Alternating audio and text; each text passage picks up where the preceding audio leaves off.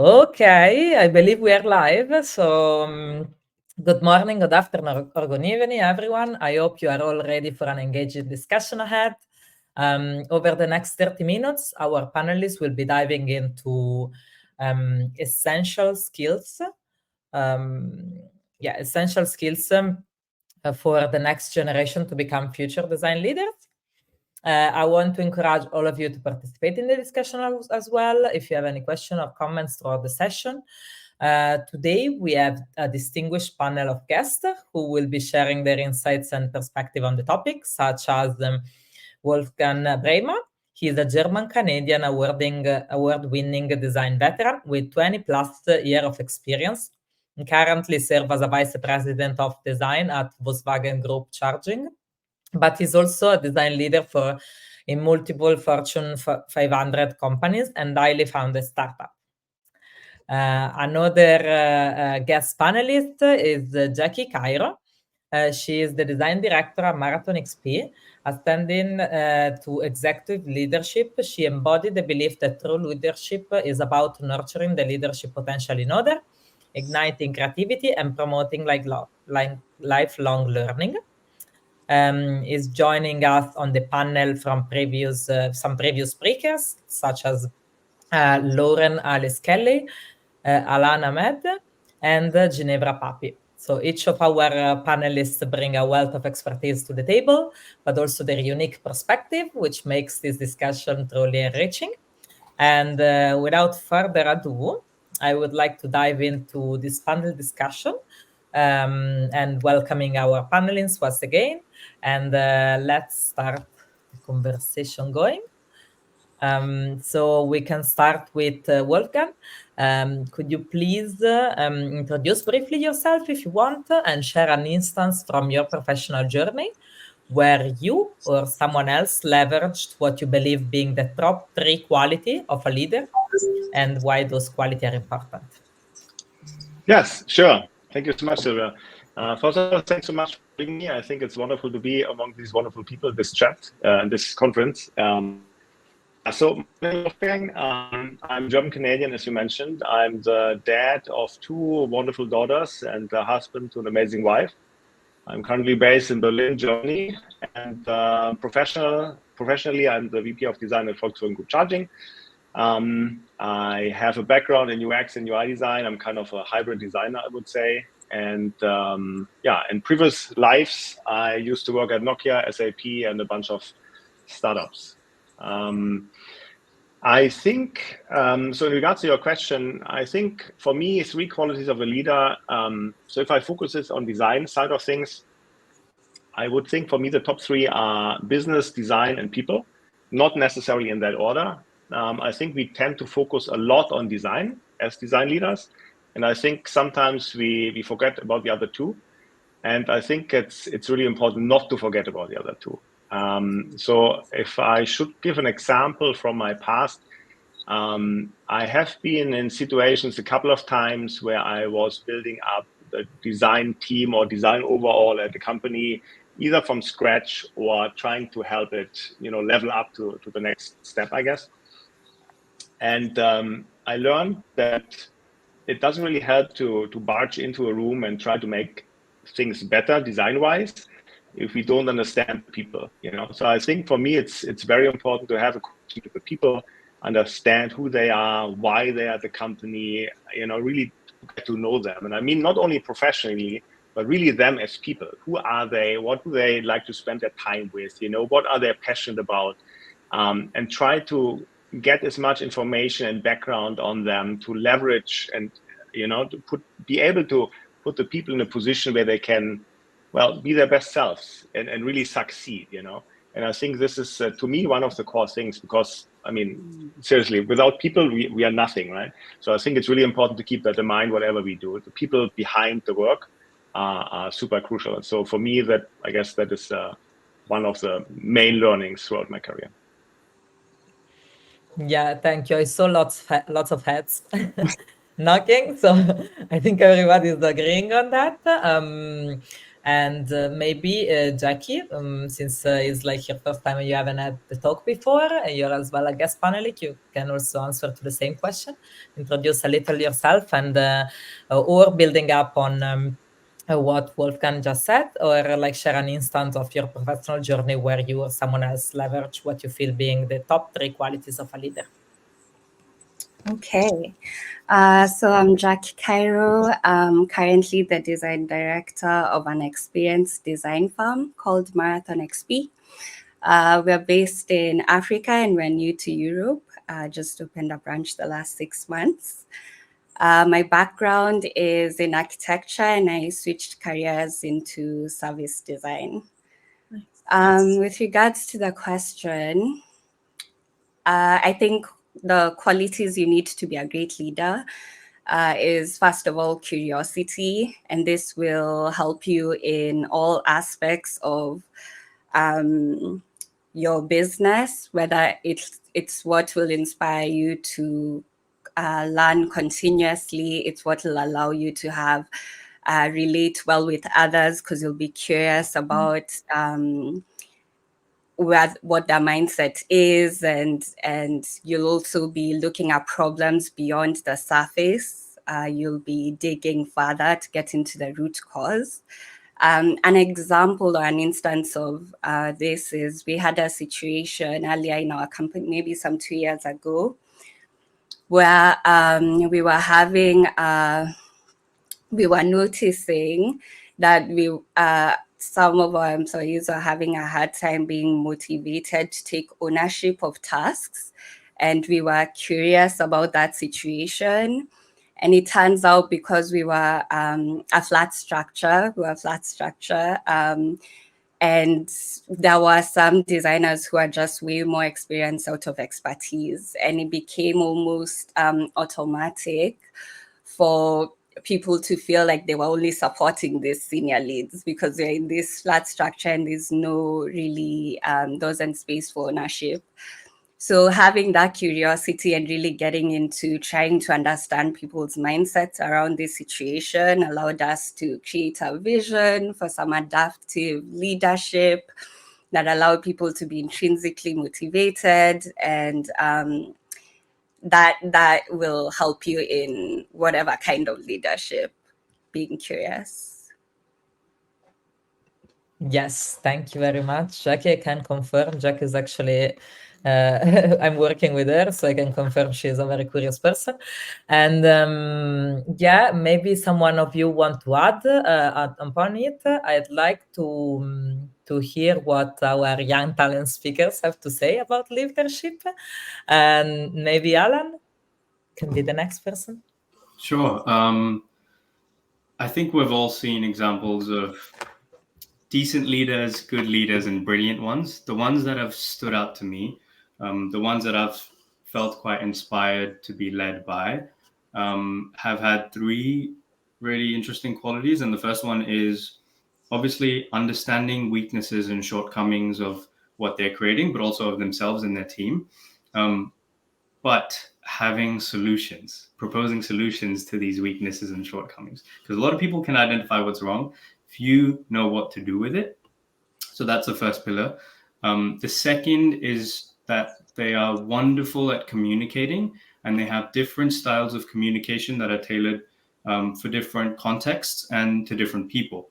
And this also ties into the last one, which is that they are extremely, extremely compassionate about people, about whatever initiative that they're driving forward. So they want the people at the end who are using, touching, feeling, and interacting with their creations to benefit, and they're compassionate with them, but also compassionate with their own team members.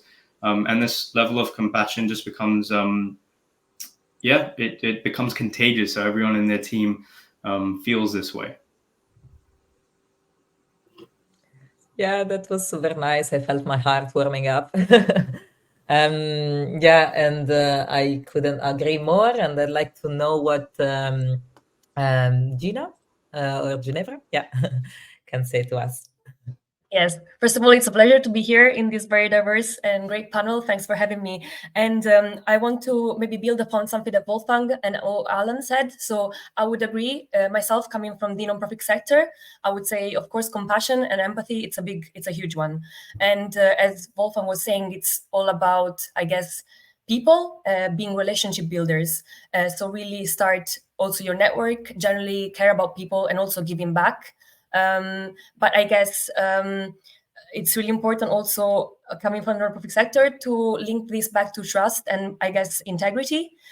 So essentially the ability to be trusted by your team, by your clients, by your people, by your stakeholders. I think great leaders kind of gain easily credibility and trust from their team first by doing what they say they will do, and kind of have some key values and principles. So they can hold themselves accountable for their words and actions, and they tend to put their team's needs ahead. And maybe one more point I had is I heard Wolfgang saying, without people, we are nothing.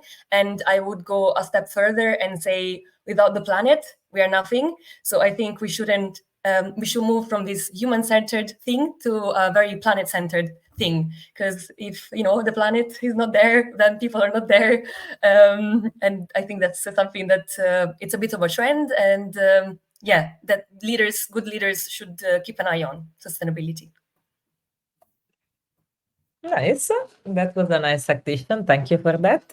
And lastly, we have Lauren. If you want to add your expertise on that. Hi everybody, great to be here. I'm Lauren Alice. I'm a behaviour thinking director with a decade's worth experience of blending behavioural science with creative strategy. So I've run my consultancy BHAV for 10 years now, which is absolutely crazy. It's gone by really, really quick.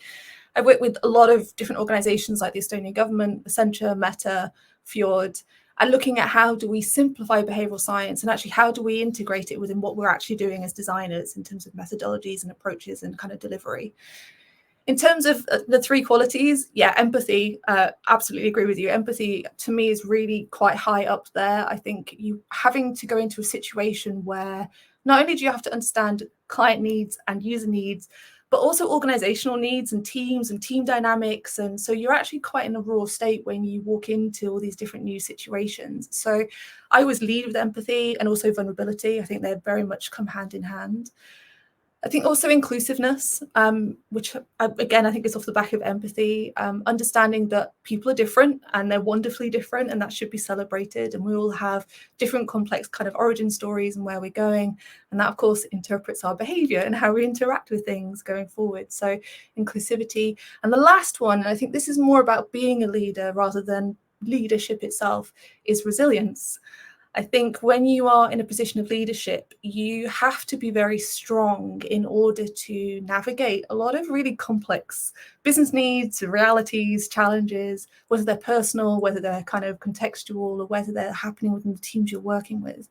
So I always think, I always joke that I've lost more work to pandemics and civil wars than I ever would have thought starting a business. And the reality is when you're kind of bringing in revenue as well, you have to almost kind of control the internal world so that you actually are still this strong person and quite clear-headed person to work with.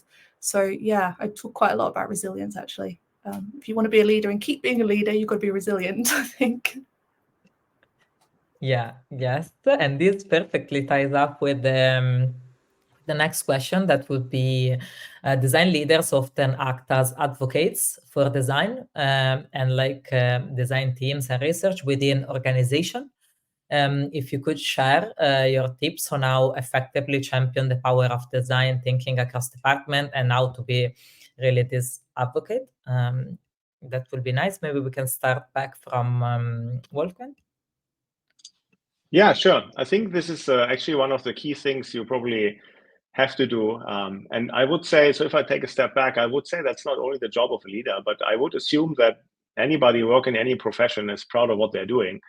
And I think they probably automatically already advocate for, let's do more of the stuff I'm doing, which is totally natural, I think, right? But I think we have to make it more of an active habit than something which happens to happen automatically, and really plan ahead to how can we how can we influence the others for the better? And what arguments can we bring to the table or to the other stakeholders to ensure that they understand what design actually all entails? It's not about things making pretty, or making things pretty. It's really about creating a great experience, and from the business side of things, I think it's very important for the business to understand how we can help, via research, save money, and inform the other stakeholders before they make any decisions, save time and money, basically, which is always something that business usually is happy about. So that should help as well. And I think I would almost go as far as to look at it as almost like self-promotion, like how companies promote to the outside and run ads. I think it's very important that the design team, especially the design leader, takes care of that and plans ahead. How can we showcase to the company and the respective stakeholders that the work we are doing is valuable, because in the end, it's unfortunately, I find it's very much or very often still the case that the person with the loudest voice gets the cookies, let's say. And I think it's important to plan ahead, to be able to be that person more often than not, and I think it takes practice and time and really proper planning to actually do these kind of things. And I think for that, it's also very important to actually be able to understand the business side of things, not just focusing on the design side of things, but what is the business actually about? What are they thinking? What are they planning? How can we as design contribute to that and tailor our message towards that? Yeah, thank you, Wolfgang. So I'm gonna give the words to you, but if you feel you wanna add like something because it's connected, like feel free to just open the mic. In this case, I see a connection with the talk that Alan gave about designers as entrepreneurs. So I'm gonna give like this to Alan next answer. Yes. Yeah, I think similar to what Wolfgang said, design needs to transcend beyond a design department. And I think companies that are well known for design and have had an extensive impact on people, culture, and the planet as a whole have design thinking, design practices, and just consciousness of the impact and power of design everywhere scattered across their company. And they also celebrate and promote this. A great example is Apple. And I think even in how they promote themselves and their products, if you look at it closely, you understand and see that they speak about their process, their design process, and they then highlight what it allowed them to achieve. So even someone outside the organization can see how this entity operates and how that design is a key pillar for them. So I think often it has to come from the roots and the heart of a company, where the importance of design is communicated to everyone, and it's encouraged that everyone uses and leverages this tool. Obviously, not everyone can do a one-day workshop and become a designer, but we can all, collaborate and bounce between disciplines and understand how other playing fields work and use this to move us forward. Yes, thank you. So maybe Jackie can add something on this, on how in her experience she was able to bring this design perspective into the organization and basically be an advocate for that. Some tips on how you do this. Okay. I think the first thing is we talk about organization and stakeholders and forget that it's made up of humans. So I think the first thing is to, instead of Alan talked about speaking in solutions as opposed to this is the problem we need to fix and trying to champion for that. Use your expertise to identify a problem that you could put in low effort and get some high impact, facilitate that co-creation and work out that solution, implement that.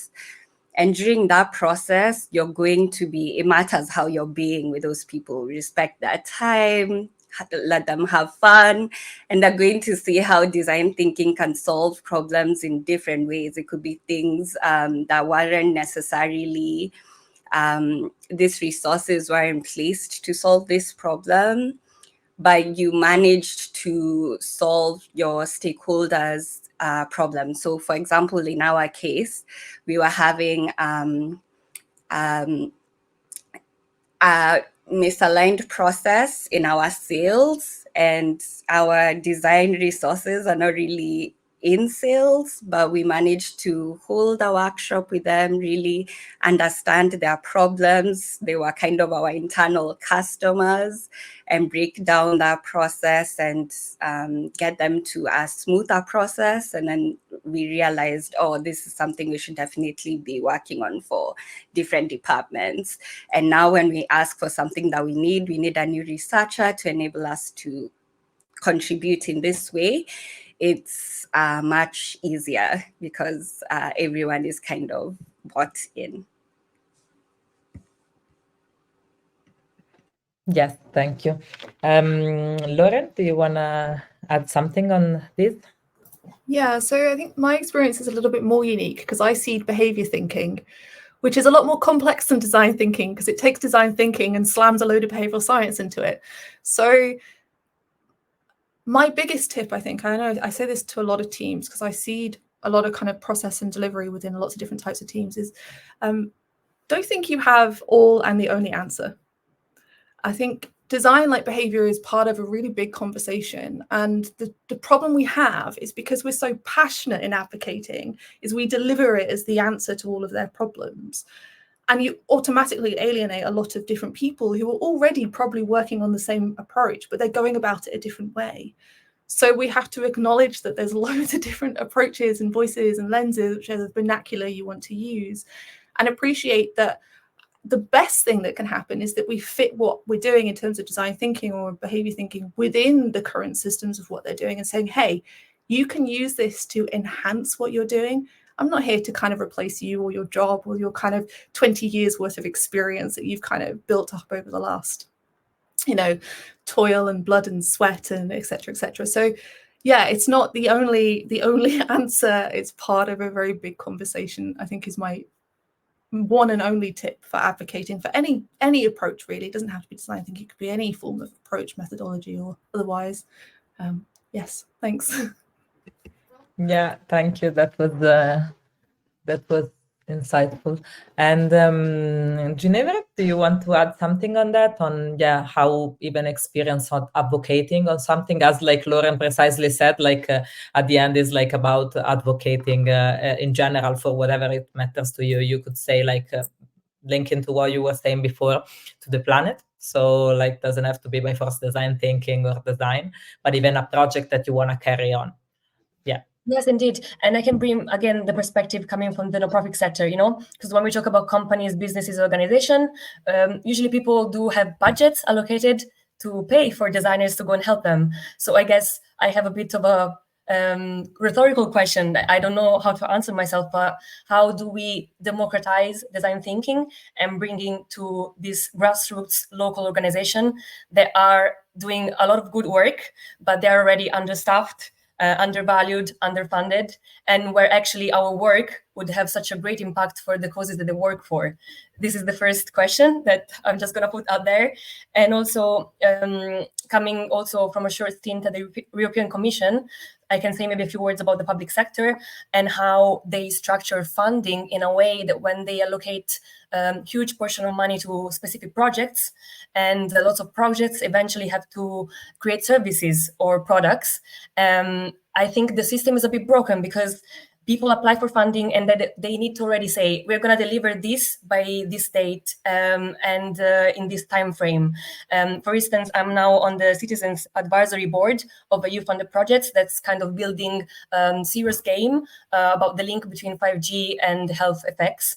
And I'm trying from my very small role of a citizens advisor and a student of service design to let them understand, how come you decided already that it's a game, and for who and how? So how do you also include design thinking in a structure where some people have already gotten funding to create some products and services that never consulted users in the first place. And now you're trying to tell them, actually, do you have a little budget to go back to the discovery phase and maybe ask people, is a game the right thing and what they want? So yeah, these are just 2 nuggets from my own experience.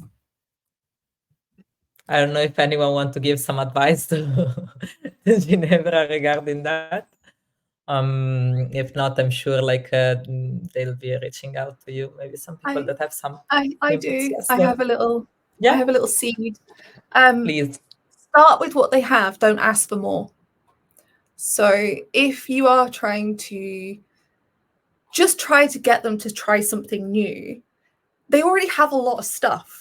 So actually, instead of saying we need to take your team and go out and do more user research, you can just do a half-hour session where you talk about stories they've collected in the field, and then kind of at the end, kind of parrot them back to them. They're like, hey, like we've just done a research technique, and this is the outcome, and the kind of what did you feel that went, and how did you feel it went? So it's not so much about then having to advocate for like a 20 grand budget on top where you're basically transforming all the approaches. It's just saying, hey, you've already started. Let's just look at what you have, and let's just look at how we might just do a little couple of extra things. And it's quite fascinating when you do that, because people don't get their backup. Oh, here's a consultant coming in and telling me I've done my job wrong. I experience that all the time, and actually it's one of the hardest things, because as soon as their back's up, let's say you've lost. And it's more just about saying like, hey, you're already doing a fascinating job. I'm here to just bump you 10% more. That's it. It's not that I'm replacing anything. So yeah, start with what they have, see what they've got. There you go. That's my tip. Thank you. I'll do so. Okay. So maybe we can take a Q&A actually from the public, from the attendees, which is, what would you advise someone who wants to become a leader in the future? Like, what would be the first step on his journey? And maybe we can start back to Wolfgang. That's a really broad question, I guess. And it always depends. I mean, as designers love to say, it depends. Like very broadly, and to answer efficiently, I guess, I would say if you want to become a leader, you should behave like one in a positive way, right? I mean, often what I experience is that people want to get promotions, in that sense, like to make it official. But in my experience, it's usually, well, you get promoted to make it official that you're already in this capacity for a while. You're being recognized for what you're doing, and now we're making it official. We're giving you this whatever title, and now, I don't know. I don't want to say this translates to being a leader, but I think if you do the right things, be the right person kind of thing, and behave like you think somebody would behave who you consider a leader, I guess, like basically do the right thing already. Don't wait for permission to do the right thing, I guess. Okay, for being such a broad question, that was a very practical answer, implementable to do. So if someone else want to add on top of this, I'll let you guys add. If not, I'll give you another answer from the public as last. Another question, pardon. Yeah. I can add on to what Wolfgang has said. Yes, please, Jackie. I think how I would put it is have vision, but also have the ability to do mundane tasks. It seems as though sometimes you want the big thing, you want the title or the next level, or you want to initiate the next big project, but there are a lot of activities and things you need to do day to day, which you could do them as a leader, and that will kind of set you up to go to the next level. And you can still figure out what steps will take you to that vision today. I don't know if that makes sense to anyone, but I just mean hold the vision, but also have the ability to show up every day. Yeah. Yeah, I think it completely makes sense to not jump straight into the what I want at work a bit also like backwards and see what's the backstage and what are the things. So it's the last minute of panel, they're saying me from the backstage. Do anyone want to add something on these? Or should we wrap up? Yes, Lauren, please. I'll be very, very Gina short. as well. Yeah. Go ahead. Learn about yourself first. Learn about what motivates you, what kind of values you hold, and then decide what type of leader you want to be off the back of it. Because you'll be faced with a lot of different people and a lot of different problems. And it's better to know going in how you're going to react than react and go, oh, why did I get angry? Or why did I cry? Or like, why did that happen to me? So I think be very intentional about your pathway, as opposed to just being like, there's the goal, I'm just going to run as fast towards it. And a lot of the best leaders I know have done a lot of work with therapists to kind of really understand, what is core to them and how they're going to go out in the world and interact with others. That's it. That's my quick. I'm going to, Gina, quickly say yours. Yeah, I was going to say exactly the same, but I can add that I think we should democratize and demystify the word leaders. You lead from where you stand. When we think about leaders, we think Steve Jobs. Actually, all of us, every day, we can be leaders to somebody, our smaller sister, our classmates at school. So I think, sometimes we put a lot of expectations, but you can do even small action you do everyday life are the one that counts. And I find that the most inspiring leaders for me are really just average, normal people that do grassroots work and not the Steve Jobs of the world. But that's just me. Oh, okay. That's good. I think like a nice conclusion. Alan, do you want to add something on it? Yeah, I think understanding how to prioritize, because within leadership, a lot happens very quickly. A lot of problems come up, as Lauren highlighted as well. So being able to look at importance, urgency, and rapid decision making is something really important. And being able to, one, understand yourself and manage the stress and the responsibility is super important. So if you're able to prepare yourself in advance for that role, as Wolfgang said, I think it would make for a much smoother transition. Okay, right. Thank you. I agree with everything you said, and like I feel this personally also apply also to me. In like knowing yourself and what you want to do before. Like I want to get there, but maybe like do I really want it, or is just because it's desirable? Or like what Gina said, like you can be a leader like in your small like little day-to-day thing. So prioritize as well. Like in university, sometimes I think students are very much used to do collective decision making all together, asking for everyone's opinion, which is not wrong, but like sometimes you can also keep like hold your like let's say your opinion, justifying and being open to speak about it. But yes, I think these all are very insightful for the leader of tomorrow. And thank you again, Wolfgang, Jackie, Gina, Ginevra, Alan, and Lauren for this panel. And I think we will start there is a networking session now. I invite you to participate if you want. And after that, there will be our lunch break. So after the lunch break, there will be a little activation. Since we have been like seated, like that's the downside of the online conferences, right? So take your time, take your rest, and after we will try to buzz you up a little bit. If you can stay in the conference and interact with attendees, I bet they love it. Thank you again for being here. Thank you so much, everybody. Thank you very much. Enjoy the conference. Thank you.